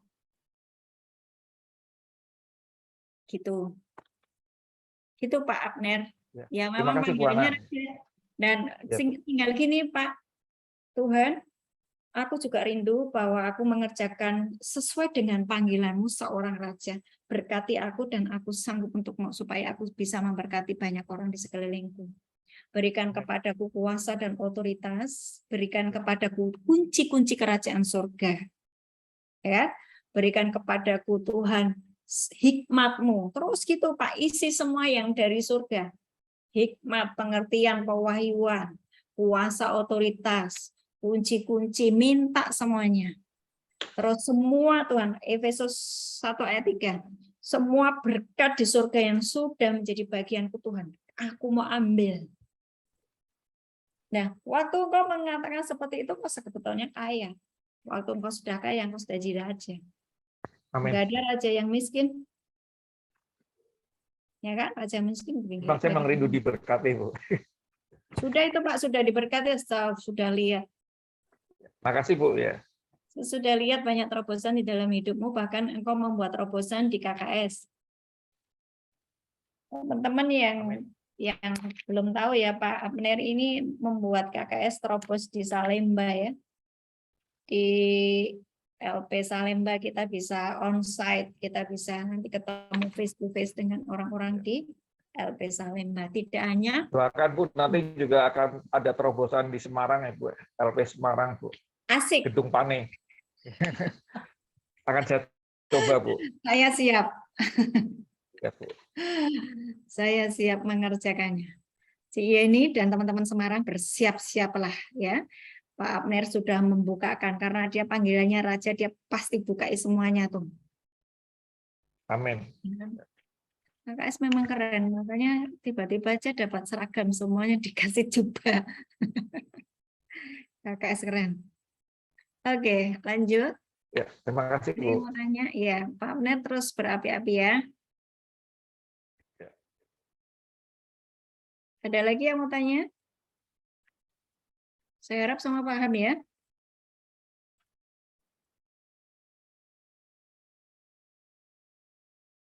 Dulu, ada lagi yang mau bertanya? Pak Beni, ini ada Pak Beni. Pak Beni mau bertanya, silakan.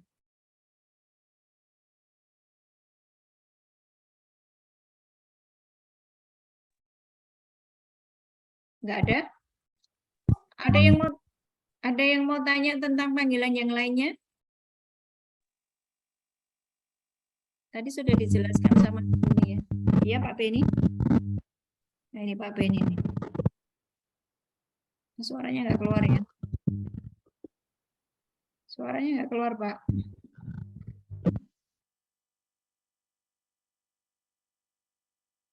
Nggak keluar ya suaranya. Coba nggak usah pakai headset ya.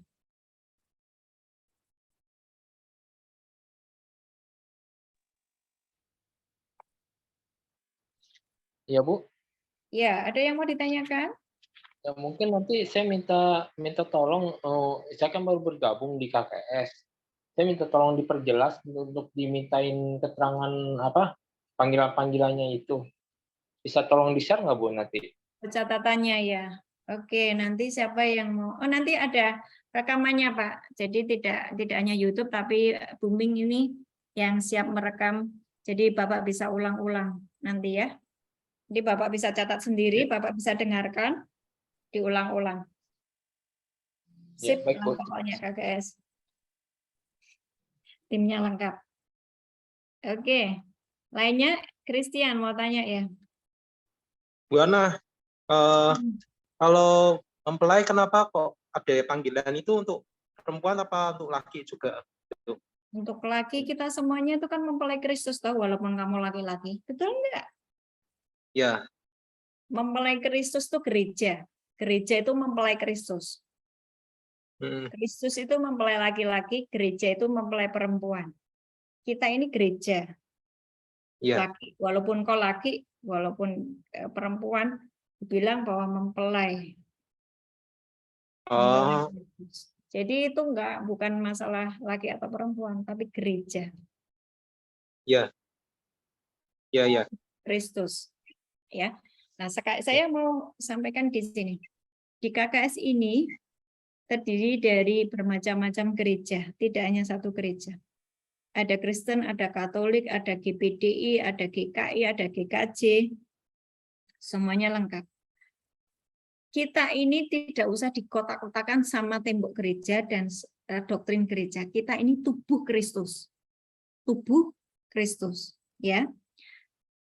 Kenapa saya lebih menekankan hal seperti ini? Kan saya tidak mau pakai tembok-tembok karena saya melihat sendiri bagaimana orang-orang yang membahas, oh aku dari golongan ini, oh aku dari gereja ini, terus kalau enggak dari gereja itu enggak mau bergabung, terus kemudian menjelek-jelekkan gereja lain.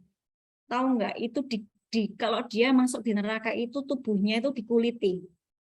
Ya, saya berkali-kali dikasih lihat sama Tuhan orang-orang yang menjelek-jelekkan sesamanya anak-anak Tuhan, menjelek-jelekkan gereja. Di neraka dia dikuliti loh tubuhnya.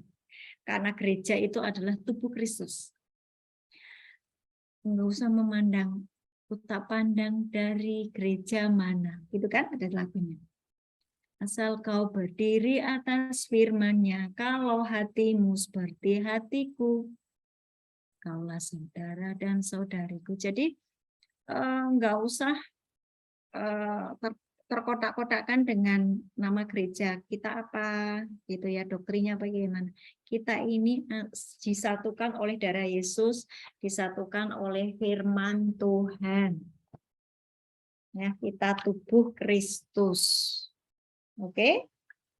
Dan kita ini bait Allah. Tuhan sekarang tidak bergereja-gerejaan sejak COVID. Kita, saya, gereja. Kita adalah bait Allah. Lewat hidup kita, orang mengenal Yesus. Kan gitu.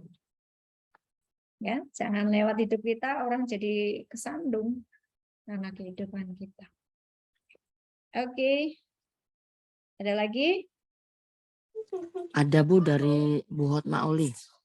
Kalau saya mendoakan keluarga di doa syafaat di pastori dan ibadah rumah tangga sering menjadi pembawa doa. Apakah saya pilar ya Bu Ana? Silakan dijawab, siapa yang bisa menjawab? Ayo, siapa yang bisa menjawab? Ini pertanyaannya Uli ini, Uli kan sering bertanya nih. Harus dijawab loh teman-teman. Diulang coba pertanyaannya. Kalau saya mendoakan keluarga saya, kalau kami doa syafaat di pastori dan ibadah rumah tangga saya sering menjadi pembawa doa. Apakah saya pilar ya Bu Ana? Siapa yang mau jawab?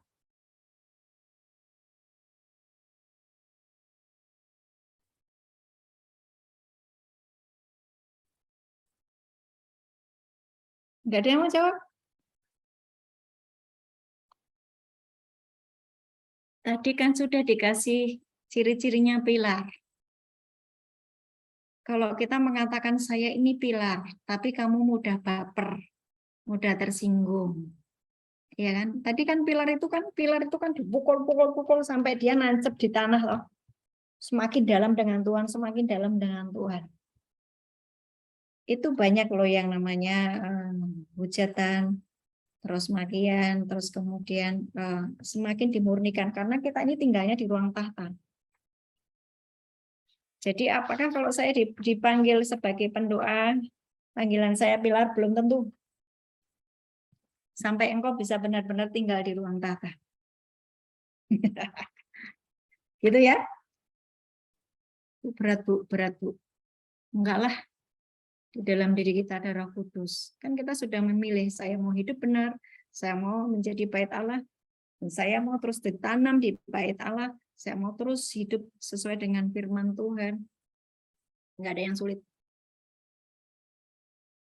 Masih jauh. Ya, pilar itu tempat tertinggi. Ya sebetulnya dasarnya gitu loh, dasarnya. Kalau Bu Nisi baca di Wahyu 3 ayat 10 dan 12 baca. Itu kan dia ada di ruang tahta terus. Tidak keluar dari ruang tahta, kamu menjadi soko guru. Itu kan berarti posisinya tertinggi tuh. Betul nggak? Loh, ya makanya dibaca supaya paham. Wahyu 3 ayat 10 dan 12.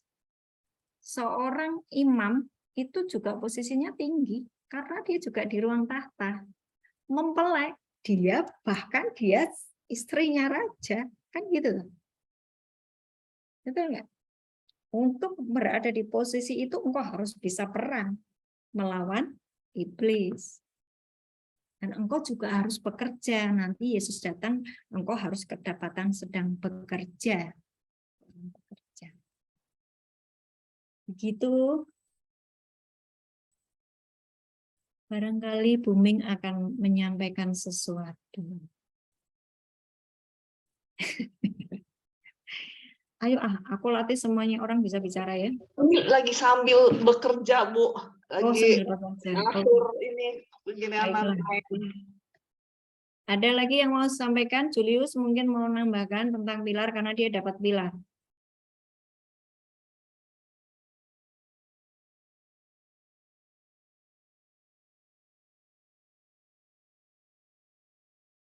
Enggak ada, Bu. Oke. Sudah tidak ada yang bertanya? Cukup jelas ya? Ya, pilar itu tiang. Tiang. Tiang dalam bangunan. Kok aku dapat apa, Mi? Jerry, kamu tuh kayaknya nggak ngikuti deh ya. Sehingga pertanyaanmu juga membingungkan saya menjawabnya apa. Ikuti yang di KKS ya, Jerry. Ya. Iya, teman-teman semuanya ya, di keluarga grup KKS itu, Ibu Novi barusan kirim tes. Satu tes, kedua yang sebelumnya yang jam 7.49 itu mengaktifkan 6 panggilan Tuhan. Di situ tuh ada penjelasan tentang panggilan-panggilan satu persatu. Jadi memang ini pesan baru ya buat kita semua. Mungkin masih agak bingung, tetapi tolong dibaca gitu. Pesan-pesannya yang ada di grup itu dibaca. Jangan langsung buka, langsung nanya. Tapi scroll ke atas yang belum dibaca dari jam berapa gitu, kan kelihatan tuh unread message. Itu tuh dibaca gitu, tolong gitu, jangan seperti kita membuang mutiara ke mulut babi. Ini yang diberitakan, semua yang disampaikan Ibu Ana itu tuh sangat penting buat pribadi kita masing-masing, buat kita juga naik level, buat pribadi, buat keluarga. Jadi jangan disia-siakan gitu ya. Thank you. Betul itu, jangan disia-siakan. Itu sangat penting. Ya. Ya. Semuanya harus ada di dalam diri kita. 6-6-nya.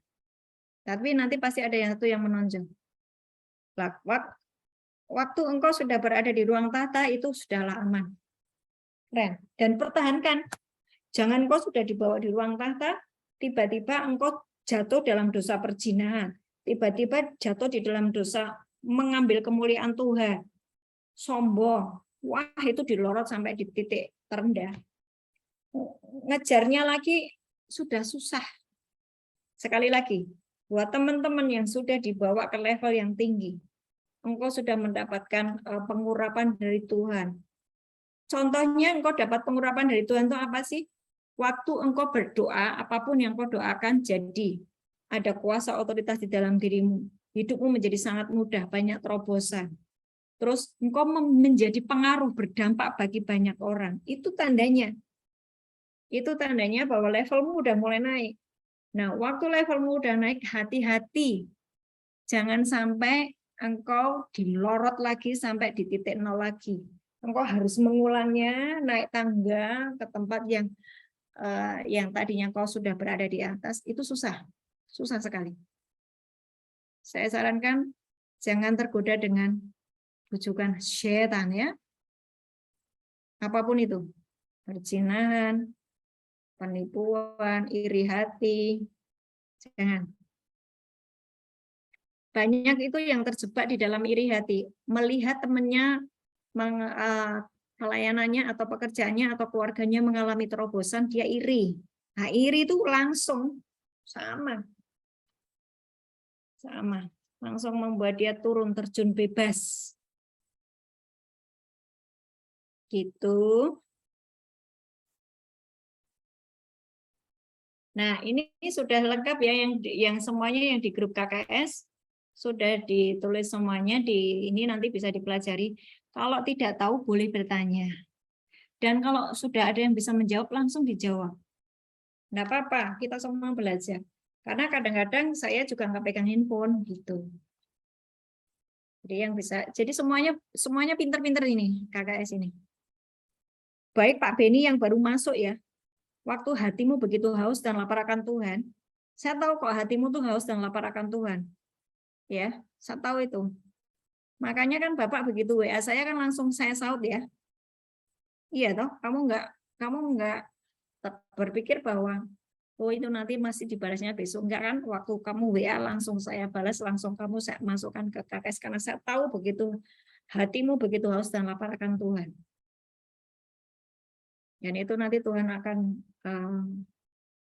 memenuhi engkau dengan segala kebaikannya.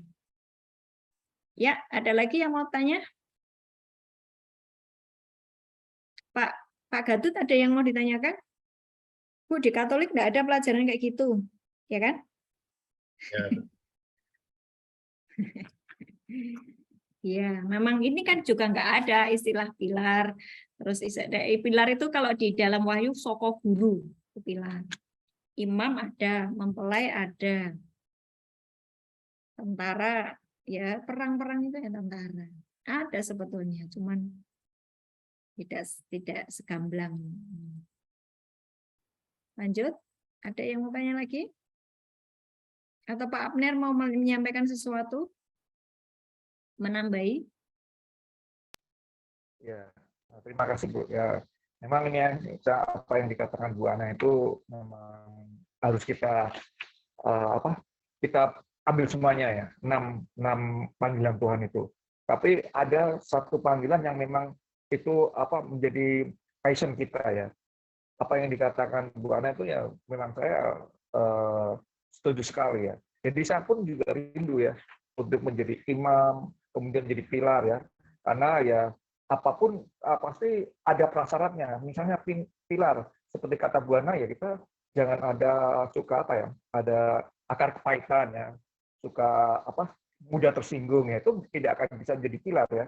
Nah, materi yang tadi yang sudah booming bilang sudah ada ya dari ke-6 panggilan itu ya perlu kita baca, kita pelajari ya, dan kita lakukan sebagai pelaku ya firman seperti itu ya. Jadi memang anak-anak Tuhan harus ada 6 panggilan itu harus bisa kita lakukan ya, walaupun kita pasti ada passion yang satu yang wajib kita lakukan, tapi semuanya kita harus bisa ya, karena kita adalah anak Tuhan ya, ahli waris kerajaan surga, duta kerajaan surga. Jadi bisa menjadi berkat bagi orang lain dengan belajar akan 6 panggilan tersebut. Itu aja Bu Ana yang bisa saya sampaikan. Iya, betul sekali. Betul sekali. Saya itu, coba teman-teman semuanya dibuka di Wahyu 3 ayat 10 dan 12. Dan coba dipelototi ya. Dipelototi. Saya ini dulu dapat ayat ini langsung, Tuhan, aku tuh nangis loh. Saya tuh nangis loh membaca ini. Saya mau berada di sini. Ini jemaat Philadelphia ya. Ini ayat 10 ya. Wahyu 3 ayat 10. Karena engkau menuruti firman-Ku. Berarti kenapa kita setiap hari belajar firman? Dan engkau menuruti. Ya kan? Grup WA yang lainnya belum tentu loh. Kita disuruh baca firman, terus kemudian disuruh share gitu kan. Terus paling cuman bilangan 1 dan 2 dan gitu toh. Terus ulangan 1 dan gitu toh kayak kalau grup baca Alkitab. Kalau kita enggak loh, disuruh merenung-renungkan, merenung-renungkan. Ini loh, karena engkau menuruti firman-Ku. Berarti kalau yang tidak baca firman enggak ada di sini, sayangku. Ya. Untuk tekun menantikan aku. Tekun tuh setiap hari, setia. Maka akunya huruf besar, aku pun akan melindungi engkau dari hari pencobaan yang akan datang atas seluruh dunia untuk mencobai mereka yang diam di bumi. Ini sedang terjadi sejak COVID kemarin. Seluruh bumi mengalami cobaan. Dunia sedang di dalam kegelapan dan ke depan ada yang namanya inflasi, resesi, dan lain-lain sebagainya. Saya nggak tahu apa lagi ya. Tapi jangan takut, ini loh kita sudah kerjakan. Ayat 12, ayat 11, aku datang segera, peganglah apa yang ada padamu supaya tidak ada seorang pun mengambil mahkotamu. Kita sudah belajar mahkota waktu itu ya kan? 12, barang siapa menang, ia akan kujadikan soko guru, pilar di dalam bait suci Allahku. Ya ampun Tuhan, kok keren banget. Jadi tiang di ruang maha kudus. Wow. Itu loh saya tuh baca kayak gitu tuh. Wow, ini keren banget. Ini orang-orangnya Tuhan. Iya, itu orang-orangnya. Soko guru di dalam bait suci Allahku. Dan ia tidak akan keluar dari situ. Loh Tuhan, apakah itu nanti terjadi setelah saya mati atau setelah saya wafat, terus kemudian tinggal di sana? Tidak. Sekarang, hari ini, walaupun tubuhmu masih ada di bumi, karena engkau sudah tidak menyentuh dosa, engkau sudah tidak iri, hatimu tahir, engkau membiarkan tubuhmu sebagai baitku, tidak membiarkan roh-roh jahat ada di dalam dirimu, tetapi engkau mempersembahkan hidupmu hanya untukku, kata Tuhan gitu ya. Maka sebetulnya engkau ini sudah jadi milikku. Dan engkau tuh sebetulnya sudah di sana, di ruang tahta. Sampai di sini paham ya? Ia akan kujadikan soko guru di dalam bait suci Allahku dan ia tidak akan keluar lagi dari situ. Orang yang sudah berada di posisi ini tidak bisa lagi menyentuh dosa. Moh gitu loh, nggak mau gitu. Dan padanya akan kutuliskan nama Allahku, nama kota Allahku di sininya. Sudah ada nama meterai nama Allahnya, yaitu Yerusalem baru yang turun dari surga dari Allahku dan namaku yang baru. Keren tuh? Saya sudah tidak bisa berkata-kata karena itu sudah terlalu keren. Milikilah level sampai di level ini. Dan Tuhan itu menginginkan semua orang berada di level ini. Yesus sudah melakukan semuanya di atas kayu salib. Darahnya cukup untuk menghapus setiap dosa pelanggaranmu, semua errormu, semua yang kau sembunyikan. Waktu engkau akui Tuhan, aku mengakui dosaku. Tuhan basuhlah aku, dan aku mau tinggal di ruang Maha Kudus-Mu. Saat itu saat itu langsung Tuhan, oke. Tetapi ada proses-proses yang akan aku kerjakan, nak. Engkau akan kubersihkan, engkau akan aku hancurkan kesombonganmu, engkau akan aku hancurkan ikatanmu dengan mamon. Ya, izinkan itu. Ketika engkau dibiarkan kehilangan, mungkin ditipu orang karena engkau begitu mamon, ya Tuhannya mulai dua, yaitu Tuhan Yesus dan mamon. Terus tiba-tiba engkau kehilangan uang, izinkan itu terjadi. It's okay Tuhan, yang penting aku bersama dengan engkau. Nanti waktu kita benar-benar sudah di dalam Tuhan, ekonomi kita pasti dipulihkan. Terlalu ajaib. Sangat ajaib.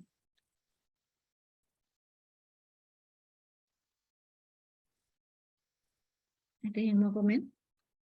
Atau mau nambahkan? Kalau tidak ada, saya akan berdoa untuk yang sakit. Ada yang mau nambahin?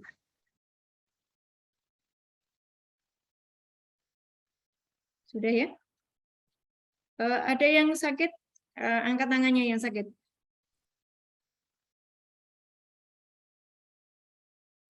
Yunita, kenapa masih sakit terus ya? Yunita. Hatinya ditahirkan ya. Gatal-gatal, Bu. Bagaimana saudara melihat hal ini? Kita bertanya. Bu Sujawati, oh ya Bu Sujawati, oke Bu Sujawati. Kondisimu baik Bu Sujawati? Ini sudah kemo lagi ya Bu?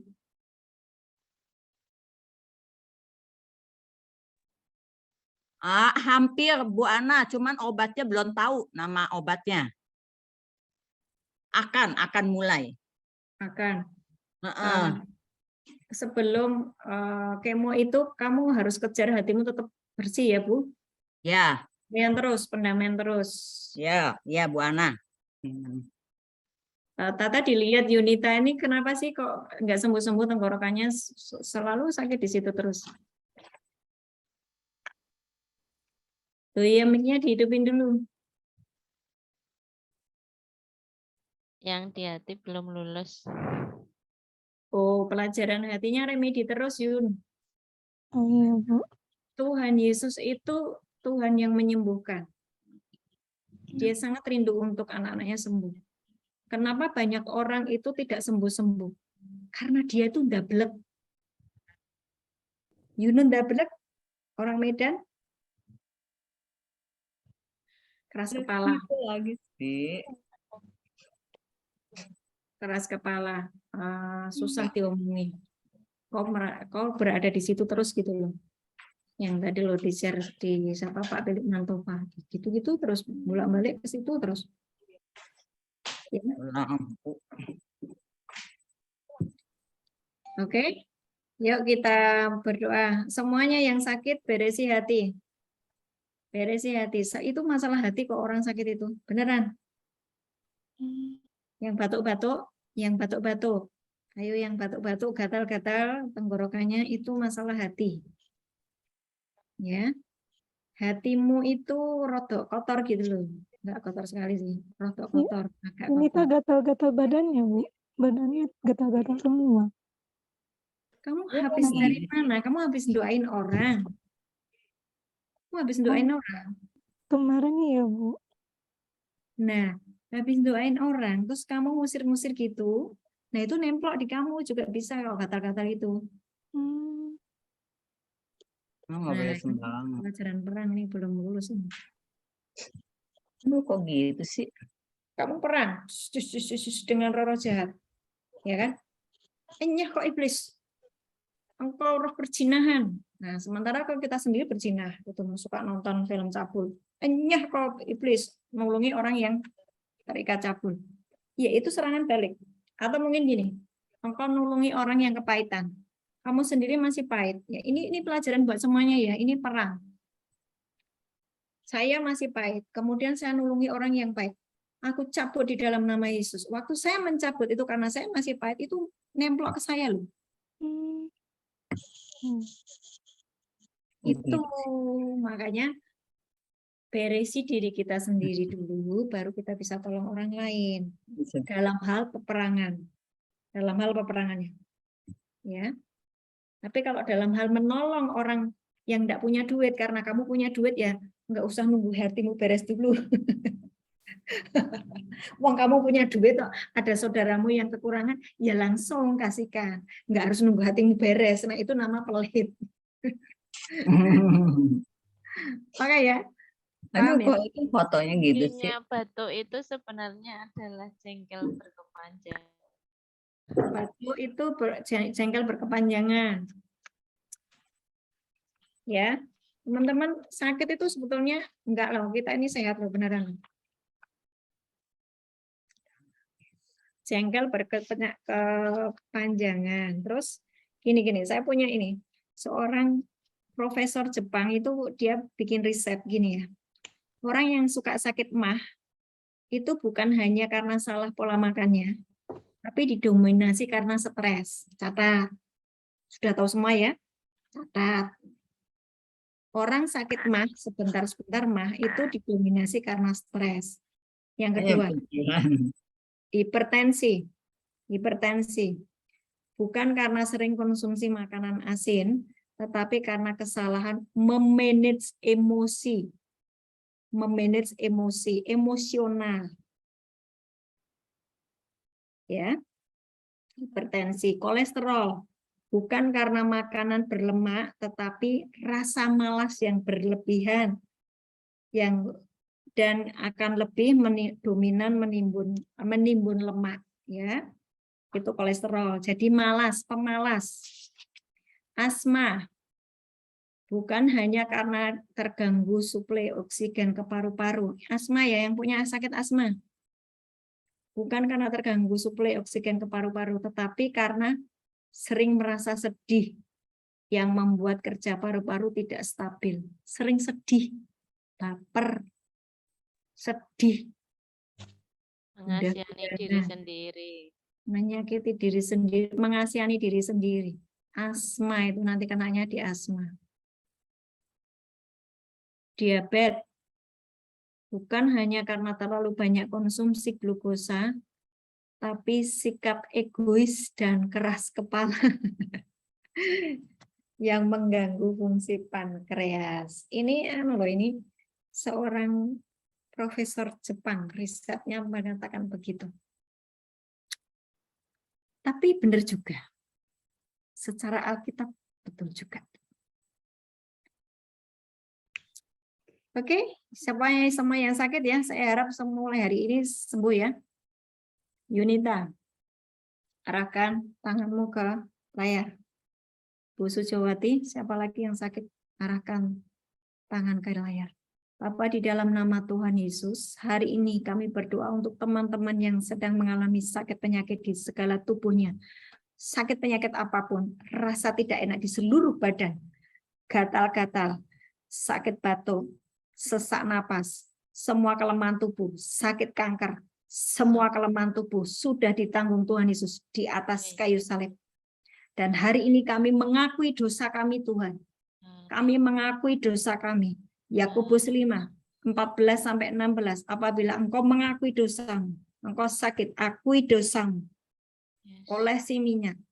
Dan jika dosanya diampuni, engkau akan sembuh, dibangkitkan di dalam nama Yesus. Hari ini Tuhan, aku berkata di dalam nama Yesus, semua sakit penyakit di tubuh anak-anak KKS hari ini selesai dalam nama Yesus. Sakit penyakit apapun itu.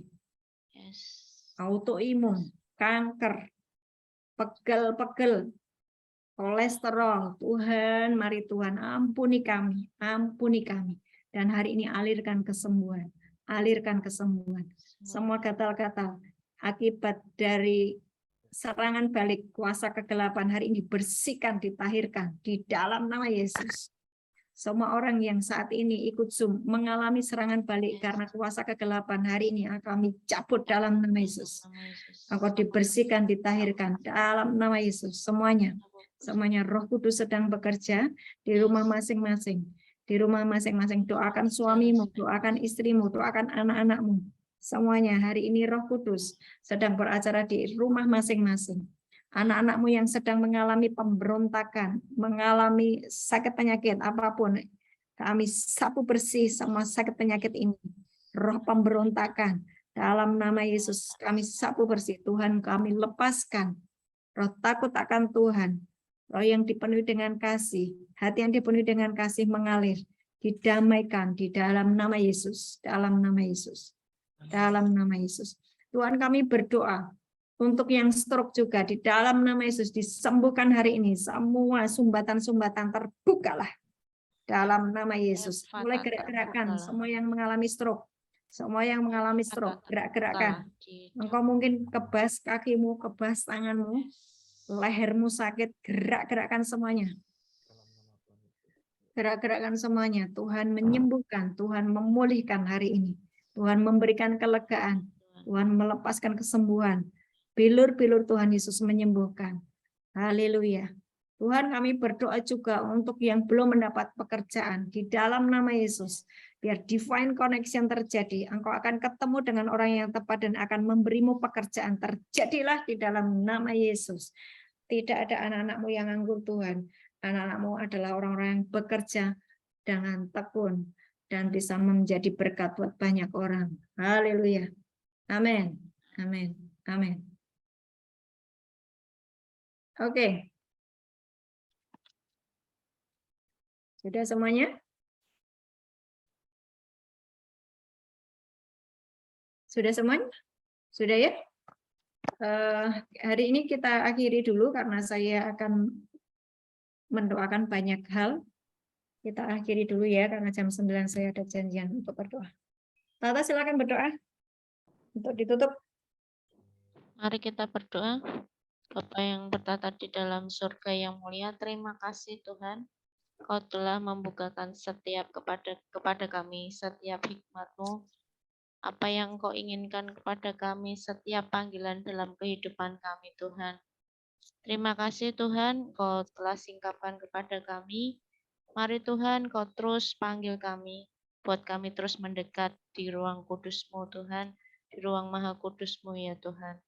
Buat kami semakin mengerti hati-Mu, buat kami semakin mengerti selera-Mu, buat kami semakin mengerti cinta-Mu Tuhan. Di dalam nama Tuhan Yesus, Kau tuliskan nama kami dalam buku kitab kehidupan dengan tinta emas-Mu. Kau layakkan kami satu keluarga penuh masuk dalam kerajaan-Mu. Di dalam nama Tuhan Yesus, semua yang percaya katakan amin. Dan kami terima berkat imam. Tuhan Yesus Kristus memberkati kami dan melindungi kami. Tuhan Yesus Kristus menyinari kami dengan wajah-Nya dan memberi kami kasih karunia. Tuhan Amin. Yesus Kristus menghadapkan wajahnya kepada kami dan memberi kami damai sejahtera yang percaya, katakan Amin. amin. Amin. Amin. Amin. Amin. Amin. Oke, terima kasih semuanya. Amin, amin. Pelajarannya dipelajari Bu Ana, Mbak ya. Tata. Terima Terima kasih Bu Ana. kasih Bu Ana. Terima kasih Bu Ana. Terima kasih Bu Ana. Terima kasih Bu Ana. Terima kasih Bu Ana. Ya, yang sudah naik jangan turun ya. Jangan naik turun. Makasih Bu Ana. Naik, ya. Jangan naik turun. Jangan terjun bebas. Teruslah naik ya.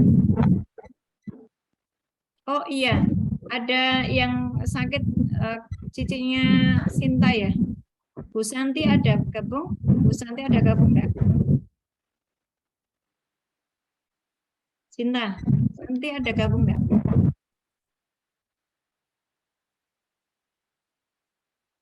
Arin tadi sudah didoakan ya, Rin? Arin, Yosi, Arunika tadi sudah didoakan. Sudah better ya?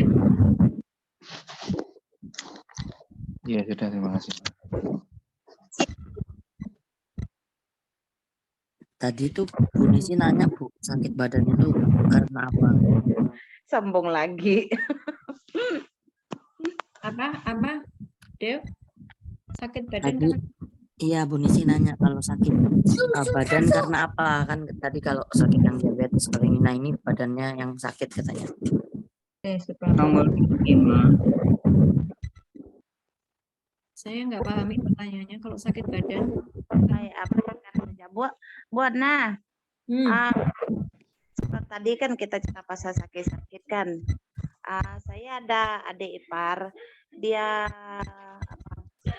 sakit buah pinggang, lepas tuh kayaknya banyak macam dia punya sakit. Dari cuci buah pinggang dia 4 kali, selang 1 hari 3 kali seminggu, macam itulah. Sekarang dia punya air kencing berdarah. Jadi lepas tuh ada darah, dia ada kuman. Lepas tuh dokter rumah sakit bilang mau buang dia punya buah pinggang. Takut saya dengar tuh. Loh, ginjalnya mau diambil. Oh, mau dibuang. Satu dibuang, satu yang rusak itu atau gimana? Dua dibuang. Dua-duanya. Ya. Ginjal dua-duanya diambil, terus gimana ceritanya? Itulah. Sebab dia punya istri kan staff nurse di rumah sakit juga. Jadi dia punya istri bilang itu normal sebab dari segi itulah sebab dia punya darah sudah kotor, sudah kayaknya organ dia semua tidak betul sudah tubuh. Gini Bu Nisi, kalau orang sudah di tahap seperti itu, kamu tolong untuk dia beres-beres hidupnya ya. Oh iya, sudah seperti itu kok. Itu Muslim apa Kristen? Kristen. Kristen toh? Nah, dibantu untuk mengampuni atau nanti saya bantu untuk call doa ya. Nanti kamu yang menerjemahkan dengan bahasa Malaysia ya. Kadang-kadang kan bahasanya nggak jelas. Saya sendiri juga tidak jelas bahasa Indonesia. Ya baik Bu. Oke. Itu harus segera ditolong. Apa toh? Harus segera ditolong. Oh, nanti sebab sekarang pukul 10 tidak tahu sebab dia sudah tidur, apa dia masih bangun belum Bu? Sebab dia di rumah sakit. Ya besoklah. Ya. Besoklah. Baik.